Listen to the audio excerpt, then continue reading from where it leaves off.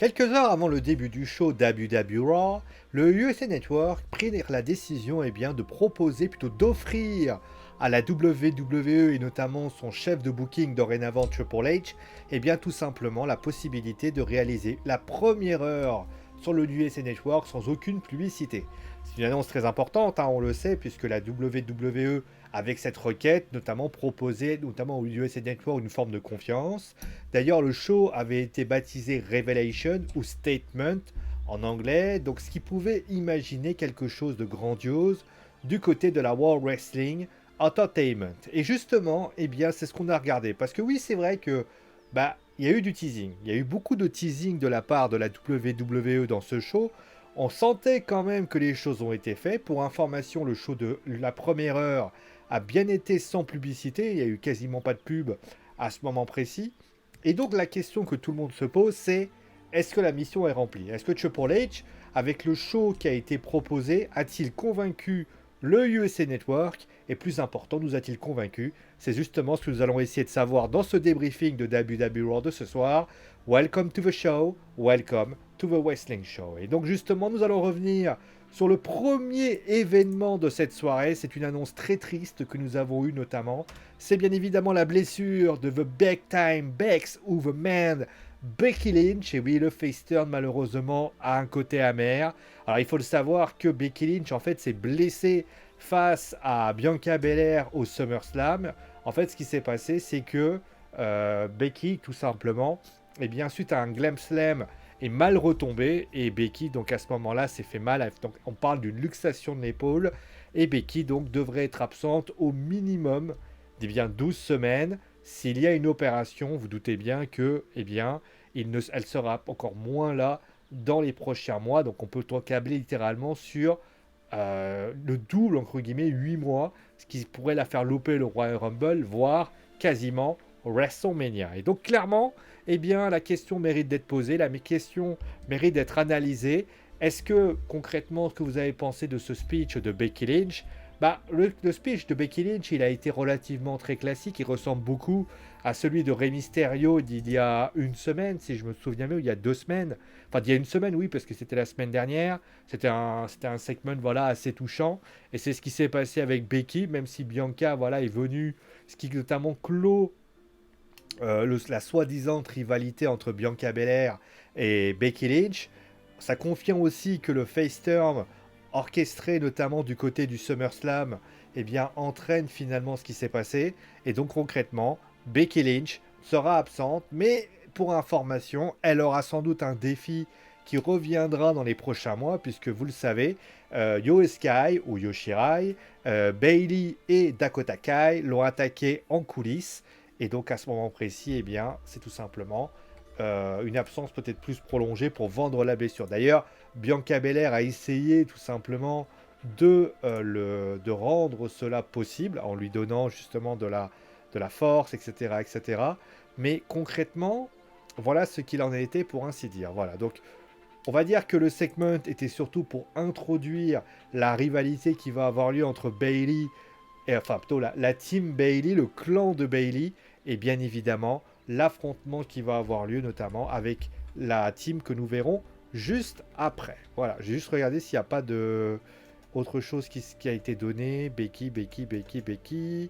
Les images de Becky, pourquoi avoir attaqué Becky? Personne ne parle de Becky, voilà, il n'y a rien d'autre qui a été mis sous la dent. Je pensais qu'il allait peut-être avoir une interview qui allait se mettre littéralement dedans, c'est pas du tout le cas, voilà, il n'y avait pas d'interview, je m'en souvenais plus, pour ainsi dire. Par contre, il y a eu beaucoup d'interviews de la part de la team Bailey, et justement, on en reparlera bien sûr au cours de l'émission. D'ailleurs, je tiens à signaler que, au lieu de faire tous les matchs qui ont eu une conséquence avec la team Bailey, j'ai pris la décision de vous faire simplement un compacté, comme ça vous évite de faire un fil rouge, un ping-pong, un là-bas, ce qui aurait bien sûr être un petit peu pénible. Voilà. On continue ensuite avec le premier match de la soirée. C'était pour savoir qui serait le challenger numéro 1 pour le titre des États-Unis. Et donc le titre des États-Unis qui a donc vu la victoire de AJ Styles. Très bon match entre les trois hommes. Le Miz qui d'ailleurs voit les yeux là totalement apeurés et qui voit son tout simplement le calf crutcher porté par AJ qui a été d'une précision chirurgicale. Bravo d'ailleurs cette prise de finition. Enfin, le final a été excessivement joli. Voilà, j'ai adoré le final entre les trois hommes, mais même dans la globalité, le match a été grandiose, énergique. Franchement, j'ai adoré la rencontre avec notamment les prises de Mustafa Ali qui ont vraiment rendu ce match encore plus grandiose. Voilà, il y avait tout ce qu'il fallait. Il y avait la technique de AJ, même s'il avait aussi un côté aérien, le côté half-fly de Mustafa Ali et le côté un peu roublard, mais également puissant du Miz, qui ont vraiment rendu ce match très intéressant. On peut se demander pourquoi Ciampa n'est pas intervenu pour aider le Miz. Ça aussi, c'est une question. Mais ça confirme aussi tout simplement ce qui s'est passé au SummerSlam, puisque SummerSlam, Ciampa, ça a été pris à AJ. Bah, finalement, voilà ce qui s'est donc passé. Donc, victoire de AJ Styles avec un très bon match. En tout cas, comme premier match, c'était extrêmement bien travaillé. Après cela, on a eu donc un segment avec Seth Rollins. Seth Rollins qui a donc parlé de Riddle. Riddle, il a notamment diffusé sur le fait que Riddle était un gars courageux, mais qu'il n'en restait pas moins stupide.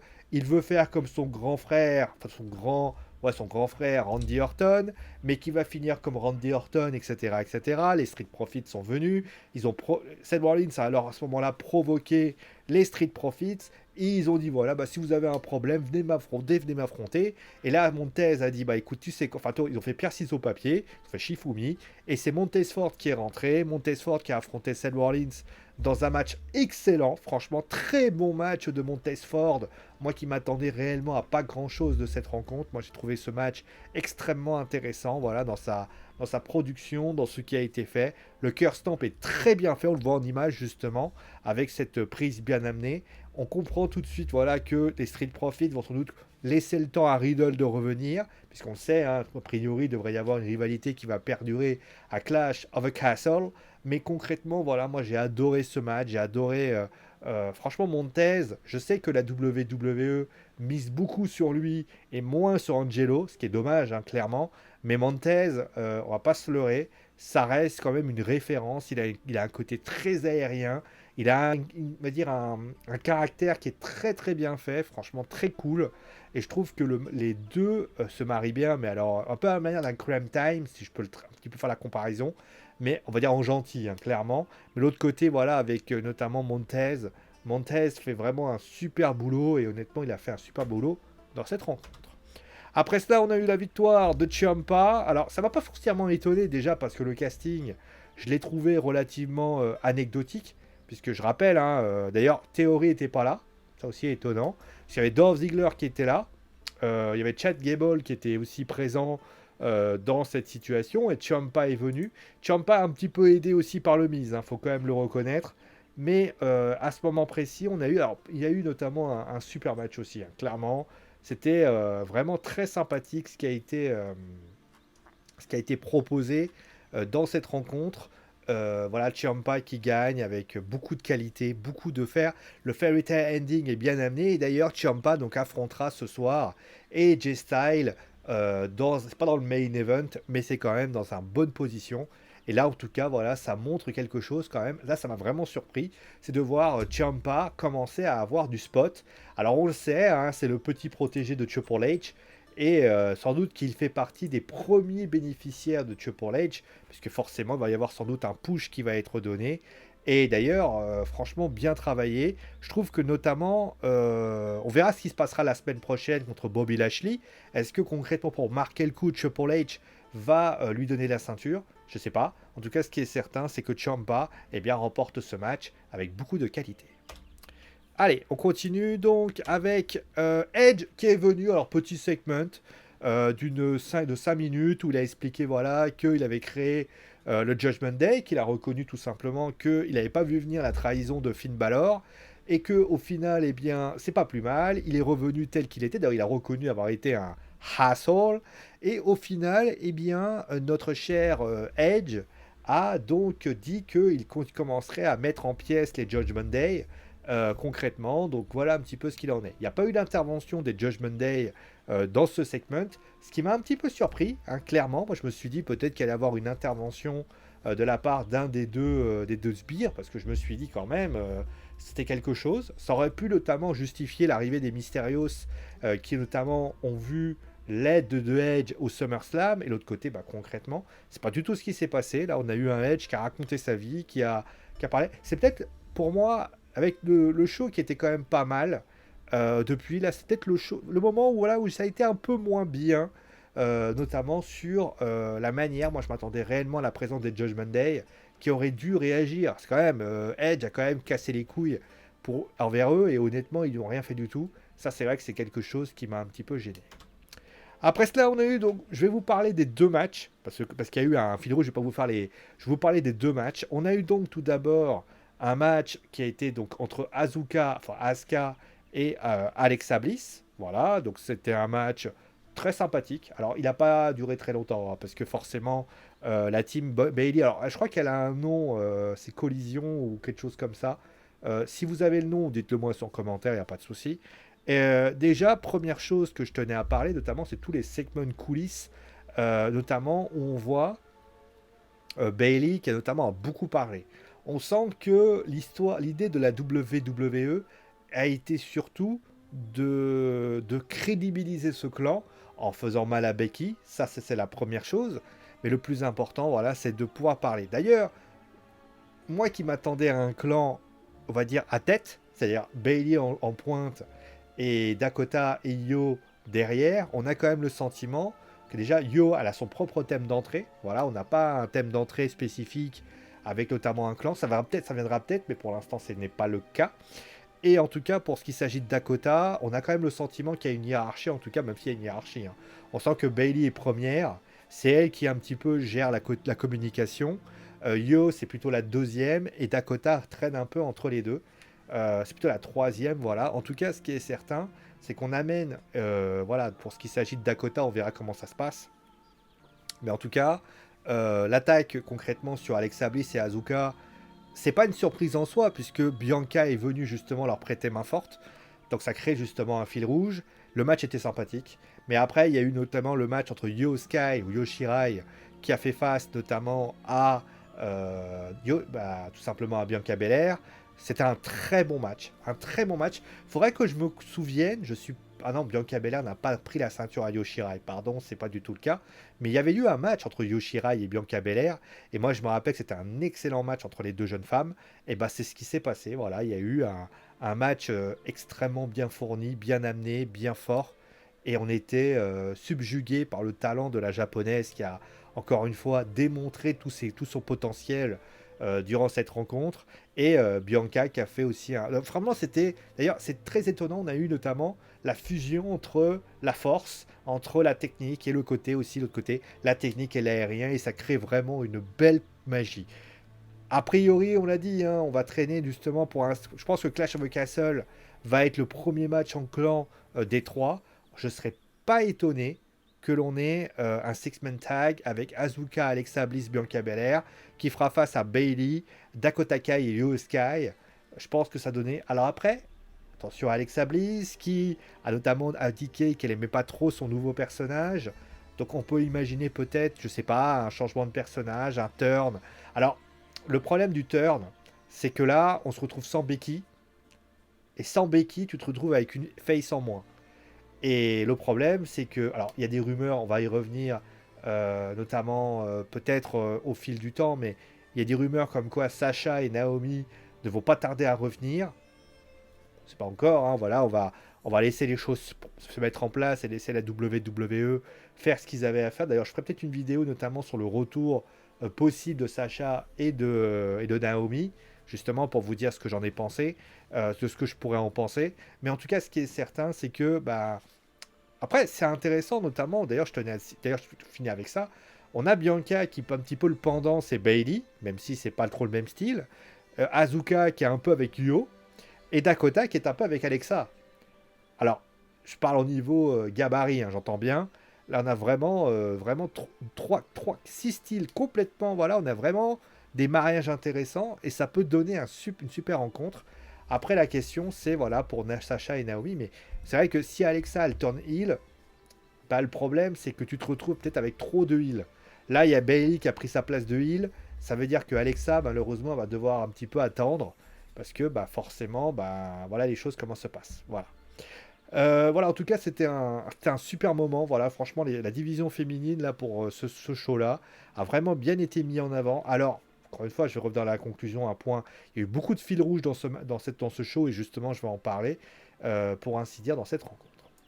Justement, en parlant de fil rouge, justement, on va parler de la victoire de Ciampa. Alors, j'en ai parlé déjà de la victoire de Ciampa. Moi, je suis content pour Ciampa parce que Ciampa, on savait pas trop ce qu'il voulait, on voulait en faire. C'est vraiment une énigme ce que faisait Ciampa. Moi, je comprenais pas ce que voulait faire la WWE de Tommaso Ciampa, qui est devenu désormais Ciampa. Ils l'ont mis avec le Miz. Je sais pas vraiment pourquoi ils l'ont mis avec le Miz. Mais devine quoi, là ils ont fait gagner contre AJ, moi qui m'attendais à ce que AJ gagne. Bah non, c'est lui qui a été mis en avant, moi je m'attendais à le Miz, c'est lui qui gagne. On le sait, hein, il y a un mec derrière qui l'aime beaucoup, c'est Triple H. Et justement il a une situation comme ça.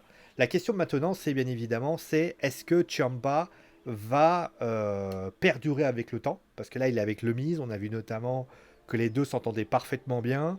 Est-ce que concrètement, on se dit que peut-être qu'on va inverser les rôles, peut-être que le Miz va être peut-être le numéro 2 pour ainsi dire, tandis que Ciampa sera le numéro 1. On peut l'imaginer, alors ça serait quand même curieux, mais on peut imaginer peut-être une trahison du Miz, peut-être on peut imaginer... Je pense que là, c'est vraiment intéressant ce qui s'est passé, surtout que le match était très bon. On a concrètement, voilà, une belle utilisation du roster, ça je pouvais quand même en parler. En tout cas, pour ce qui s'agit de ce match, le Fatal Ending était bien placé, AJ a été grandiose, Ciampa était très bon, et forcément c'était cool. Et enfin, on va terminer avec le main event qui était très bien. Voilà, les Usos qui faisaient face à Rey Mysterio et son fils Dominique. Franchement, c'était un super match. Le début de match m'a un peu fait peur. Moi, je me suis dit, waouh, ça va être chaud. Oh, ça va être un match de merde. Oh, ça va être un match de merde. Et là, il se passe que finalement, c'est pas du tout ce qui s'est passé. Il y a eu un retournement de situation où ça a commencé à partir dans tous les sens. Dominique a été plutôt intéressant, ça aussi, il faut quand même le signaler. Moi qui n'arrête pas de dire toujours, Dominique, il est un peu, voilà. Non, franchement, Dominique, le fan match, il a super bien géré. Je trouve il a été, pour la première fois, je l'ai trouvé plutôt à l'aise. Franchement, bravo à Dominique quand même pour ce match. C'est rare que je le dise. Franchement, il faut quand même le signaler. Pour Ray, il a fait également un bon boulot. Bon, après, pour ce qui s'agit, bien évidemment, des Usos, les Usos ont fait un super match aussi. Franchement, il y avait une belle prestation des deux équipes. Franchement, les Mysterios, je trouve que il y a vraiment une alchimie avec les équipes qui sont quand même pas mal. Après, on verra ce que fera Dominique par le temps. Mais moi, je trouve que même Dominique, il a progressé comme il était libéré. Et ça, c'est intéressant. On va parler, bien évidemment, maintenant de ce qui s'est passé, bien sûr, de ce fan match. Forcément, de ce fait. Donc, on va revenir à ça. Parce qu'après cela, il y a eu l'intervention des Judgment Day. Les Judgment Day qui se sont pris notamment aux Mysterios. Edge vient pour leur prêter main forte. Et au moment où il veut porter le spear sur, je ne sais plus si c'est Damien ou Finn, à ce moment-là, Rhea tire la personne concernée. Et c'est donc Edge qui envoie un spear à Dominique. Dominique, à ce moment-là, se tord de douleur. Edge part littéralement chercher les deux membres du Judgment Day. Et Rey Mysterio comprend pas. Il se dit peut-être qu'il y a eu un...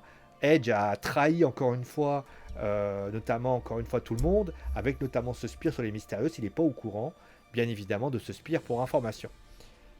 Alors, déjà, première chose que je peux dire, c'est que j'ai trouvé que c'est plutôt intéressant de voir un Edge qui... moi, je m'attendais réellement à avoir un Freeman, notamment avec peut-être une intégration d'une personne dans le Judgment Day. Moi, je m'attendais réellement à ça. Et là, on distribue un peu les cartes. On met notamment un Dominique, un Edge qui pourrait peut-être dire... Alors, après, on peut imaginer que Rey Mysterio soit au courant et qu'il finisse ça. Peut-être que Dominique aussi, ça peut créer aussi quelque chose de fort. C'est que Dominique, peut-être... Après, la question, c'est Edge qui vient, Rey Mysterio qui regarde ça avec un air relativement au milieu, là, comme ça, et il dit, bon, voilà, oui, mais il n'a pas voulu faire exprès, machin. Et tu vois Dominique qui dit non, non, mais moi, je suis sûr qu'il a voulu faire exprès. Attends, on le connaît bien, Edge, excuse-moi. Il a trahi Edge et Style. C'est un mec, on peut pas lui faire confiance, etc., etc. Et là, à ce moment-là, tu as Rey Mysterio qui lui dit mais non, tu as bien vu, il nous a aidé au SummerSlam. Oui, enfin, ouais, enfin. Est-ce qu'il fait pas, il joue pas un double rôle? Est-ce que tout ça, le Judgment Day qui peut jouer là-dedans et justement se met la zizanie entre le père et le fils, on sait qu'il y a cette discussion et franchement, on sait que Dominique et Ray, à un moment donné, bah, il va falloir s'arrêter parce qu'on n'a pas vraiment le choix. Et là, c'est vraiment intéressant. Alors après, peut-être que ça peut. Alors après, on y va d'accord. Il peut y avoir deux cas de figure. Le premier cas de figure, Dominique dit allez, c'est pas grave, c'est pas grave, papy. Je t'aime bien. T'es mon bébé. Voilà, tout va bien, etc. Ou inversement, on peut imaginer peut-être ce genre de choses. D'ailleurs, on peut même imaginer un truc tout bête, encore plus grand, c'est tout simplement que Edge prenne la place de Dominique. C'est-à-dire que Dominique, il est là, il est en train de dire ah vas-y, je vais affronter les Judgment Day, et Edge vient le voir, lui dit bon écoute, pour les Judgment Day, il va falloir mettre du lourd. Alors il ramène Beth Phoenix, ça c'est cool, et là à ce moment-là, Ray lui dit à Dominique bon écoute, j'ai envie de. En fait, il y a plein d'histoires comme ça. J'ai décidé voilà qu'il fallait du lourd. Les Judgment Day, c'est un truc de lourd. Écoute, tu sais quoi, Dominique, j'ai décidé que ça soit Edge mon partenaire, je le connais bien. Et donc il y a Edge, Ray et Beth Phoenix. Donc c'est un six-man mixed tag team match. Et à ce moment-là, tu as notamment Edge qui voilà et Dominique pour exécuter son heel turn, etc. Frustré notamment d'avoir et Edge pour affronter Dominique, ça peut être intéressant. Voire même on peut tenter l'effet inverse, c'est-à-dire que Dominique ne fait pas confiance à Edge et tu crées un six-man tag, mixed tag à la place que c'est Dominique à la place de Ray. C'est-à-dire que Edge dit bon, écoute Ray, moi tu sais quoi, je dois choisir entre toi et lui, choisis lui. Le gamin, j'ai envie de lui apprendre des trucs, etc. Donc ça peut être intéressant. En tout cas, ça peut être une réalité. Et franchement, c'était bien d'avoir quand même des belles possibilités. Voilà, j'ai proposé 3-4 scénarios. Ça fait quand même pas mal de temps que je l'ai pas fait. Et honnêtement, ça, et je l'ai fait avec enthousiasme. Et ça, c'est vrai que c'est quelque chose qui n'est pas donné à tout le monde. Bon, le bilan du show. Alors, la vérité concrètement, c'est ça. C'est que, comme je l'ai dit, la WWE a dit, et je le cite, à un moment donné, je suis en train de chercher les racings de Raw, hein, pour ceux qui se demandent. Je sais pas si je peux trouver les audiences 2022, je vais les regarder. Donc, comme je disais, avant d'être interrompu, la WWE a donc demandé, plutôt Triple H a demandé à ce qu'il y ait concrètement, hein, qu'il y ait la première heure qui soit donnée. Ah, je crois que je dois avoir les racing 25. Ah, ça a été une augmentation. Après, alors, je peux pas vous dire vraiment qu'est-ce que ça veut dire, hein, clairement. Mais au niveau des 18-19 à 0,50, ok, il y a une hausse significative quand même de 130 000 personnes et on tournerait, alors je vais compter le nombre de zéros, 1, 9, on serait à 1,9 million de téléspectateurs. Non, c'était la semaine dernière, pardon, excusez-moi. A priori, on n'a pas encore les racings de cette semaine. Non, j'ai pas les racings de cette semaine. Bon, écoutez, c'est pas grave, hein, on verra pour. Mais en tout cas, il faut quand même le reconnaître. Ça a été un très bon show. Ça a été un très bon show. Il y a eu quelques petites ficelles un peu exécutées que j'ai trouvées assez. Comment dire ça? Assez. J'ai pas. Il y a quelques petites ficelles qu'on a tirées que j'ai trouvé un peu facile, c'est-à-dire les fils rouges notamment. C'est-à-dire que tu as quand même deux fils rouges, notamment le titre des États-Unis qui est tiré à son maximum, et tu as notamment les filles qui ont été tirées à leur maximum. Et ça, c'est vrai que moi qui suis quand même quelqu'un qui est contre les trucs fils rouges, je trouve que c'est quand même un petit peu abusé, notamment pour le titre des États-Unis. Là, c'était vraiment tiré à son maximum. Sauf que, contrairement aux semaines précédentes, c'est vrai que ces fois, moi je leur dis, là franchement, des fois, ça devient un petit peu abusé. Là, il faut quand même l'avouer que je ne l'ai pas senti aussi fort que ça. Franchement, le show était très bon. Le show était très bon. il y avait de l'intensité. Il y a eu des matchs, on va dire qu'on s'attendait pas réellement que ça allait avoir. Par exemple, Seth Rollins Montesford. Il y a eu notamment le main event qui était très bien. Les segments, il n'y en a pas eu énormément. Il y a eu des petits segments. Voilà, c'était vraiment des segments très petits. Les segments coulisses étaient bien, voilà, clairement. D'ailleurs, je tiens juste à signaler que bah, il n'y a pas eu de le titre 24/7, ça fait quand même 2 semaines qu'on le revoit plus. J'ai comme l'impression que on n'a plus vraiment besoin de lui en fait. C'est-à-dire que le 24/7, il était un peu là aussi pour meubler. Là, j'ai l'impression qu'on veut pas le meubler. On en a même plus vraiment entendu parler. Ça fait quand même enfin quand même 2 semaines qu'on n'entend plus parler du 24/7. Alors que je rappelle hein, qu'il y a quand même une championne qui est 24/7, etc., etc. D'ailleurs, je me demande pas si c'est pas Alexa Bliss. Je crois que c'est Alexa Bliss. Attendez, je vais quand même regarder. Mais si c'est Alexa Bliss et qu'elle n'a pas la ceinture 24/7, je vais juste regarder, voilà. Je crois pas que c'est elle, mais j'ai vu Piné justement. On va regarder. Attendez, bougez pas. 3 fois, 2 fois. Ah non, ah si, elle a été une fois 24/7. Que je me trompe pas. Ah bah tiens, on va le regarder. Donc, comme je disais, donc c'était vraiment sympa, franchement. Voilà, Titus O'Neil. C'est qui le dernier? C'est qui le dernier? C'est qui le dernier? C'est Dana Brooke. Ah, pardon, excusez-moi, c'est Dana qui a fait un tombé sur Tamina. Donc, il y a eu. Ah oui, c'est quand il y a eu la succession de tombées. Donc, il y a eu Akira Tozawa, Nikki, Alexa, Doudrop, Tamina. Et puis après, Dana qui a donc récupéré à nouveau la ceinture. Qui d'ailleurs est à 225 jours. Jours combinés, je parle. Donc, pour info, elle n'égalera pas le nombre de règnes de R-Truth qui est à 53, hein, pour information. Mais voilà, donc pour ainsi dire, voilà ce qu'il en est. Mais honnêtement, franchement, c'était. Alors, encore une fois, ils ont fait le show. Ils ont fait le show. Ils ont fait en sorte que le show soit agréable, que le show soit sympa. Est-ce que clairement, la première heure était à la hauteur? La réponse est oui, clairement. Moi, j'ai pris beaucoup de plaisir à suivre cette première heure, franchement. Alors, on peut regretter l'absence de surprise.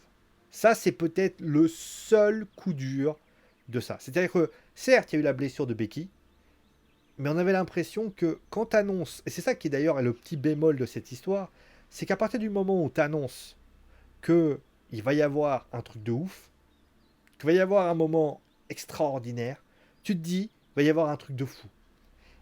Et au final, certes, les matchs étaient bien. Certes, Becky, ça a été une surprise. Certes, le segment de Seth Rollins avec Montesford est très bon. Il n'y a pas de souci par rapport à ça. Le problème, c'est quand tu regardes bien, bah, tu te dis dans ta tête, il manque pas des trucs. Vous voyez ce que je veux dire? Et tu te dis, il manque pas des trucs. Il manque pas cette petite touche que nous, on aurait aimé, qu'on aurait savouré. Parce que je pense qu'il manque un truc qui te fait décrocher la mâchoire. Et c'est peut-être ça qui m'a un petit peu. Qui me fait passer un petit bémol. Alors, attention, je préfère quand même préciser parce que je sais que certaines personnes vont m'incendier là maintenant en me disant ah, ça y est, t'es jamais content, etc. Sachez une chose, c'est que pour la première fois, et ça fait très longtemps que ça arrive, je n'ai pas passé un mauvais moment à WWE Raw. C'est déjà arrivé qu'il y a eu des shows de Raw intéressants. Sauf qu'on avait toujours le sentiment que c'était un truc qui te sauvait la mise. Sauf que là, on a eu le sentiment qu'il n'y avait pas de faux. Il y a aussi un autre point aussi que je voulais dire. Il n'y a pas eu de faux moment. C'est-à-dire qu'à un moment donné, souvent, quand tu vois les shows de Vince, pour les citer, on va les comparer à un moment donné, hein, tu avais toujours ce moment où tu te disais bon, bah écoutez, voilà, ça me fait chier, là, ça me fait chier. J'ai pas passé un mauvais moment, j'ai pas zappé. J'étais sur, donc là c'était sur Daily, parce que j'étais au taf. J'étais sur Daily, j'ai regardé chaque moment du show. Alors certes, j'ai enlevé à chaque fois, j'ai écarté toutes les 5 minutes, parce qu'il y a une pub toutes les 5 minutes de Daily. Bravo les gars d'ailleurs, hein, ça prouve que vous êtes littéralement en rate de thunes. Mais concrètement, moi j'ai trouvé que c'était très bien, et j'ai pris du plaisir à suivre ce show, quoi. Ce show est serious business. Ce show est sympa. Alors oui, encore une fois, on va pas s'emballer. On va pas s'énerver. C'est avec le deuxième show de Triple H, voire même le premier officiel. Il va falloir attendre des prochaines semaines pour être sûr que... En tout cas, ce qu'il faudra être sûr, c'est Clash of the Castle, SummerSlam. SummerSlam, Clash of the Castle. Qu'est-ce que ça va nous amener? Si jamais Hunter nous sort un show de génie, un show qui nous fait nous sauter dans tous les sens, on sera là pour lui dire bravo. En tout cas, ce qui est certain, c'est que s'il nous sort des shows comme ça, avec qualité, j'espère en tout cas que les racings suivront la donne. Ça, c'est vraiment ma seule part d'ombre. Parce qu'on le sait, hein, les fans de catch ne sont pas, entre guillemets, très très faciles à convaincre aujourd'hui, les Américains. Il va falloir voir tout ça. On est au mois d'août. Les gens sont en vacances. Est-ce qu'ils vont prendre le temps de regarder WWE Raw? Je ne sais pas. En tout cas, ce qui est certain, c'est que si j'ai envie de dire une chose, Hunter, t'as bien démarré. La clé de contact est partie. À toi maintenant, tu as NXT demain. On verra d'ailleurs si je le débrief parce que je rentrerai sans doute très tard, donc je vais peut-être pas pouvoir vous le débriefer. Mais je voudrais sans doute, si j'arrive à le débriefer, voilà, je vous donnerai peut-être un débriefing rapide. Mais en tout cas pour SmackDown, SmackDown, tu m'avais fait plaisir. Et Raw, tu m'as fait plaisir. Et ben continue. C'est tout le mal que je te souhaite. Et sache une chose, si tu fais du bon travail, moi j'ai toujours dit, hein, quand la WWE fait du bon travail, je suis le premier à le signaler. Quand la WWE fait n'importe quoi, je suis le premier à le signaler. C'est mon job et c'est comme ça que je le fais. Bien sûr, je t'invite bien sûr à me dire ce que tu as pensé du show, de ce que tu as aimé, pas aimé, etc., etc. Bien sûr, comme d'habitude. Si tu as aimé ma vidéo, comme d'habitude, mets-moi un pouce bleu, ça fait toujours plaisir. Abonne-toi et mets la cloche. Et bien évidemment, comme à chaque fois, si tu as aimé et tu veux la montrer à tes amis, il y a une fonction partagée sur Facebook, Twitter, Facebook, Telegram, etc., etc. En tout cas, merci à vous tous d'avoir suivi l'émission. Portez-vous bien et ciao les amis.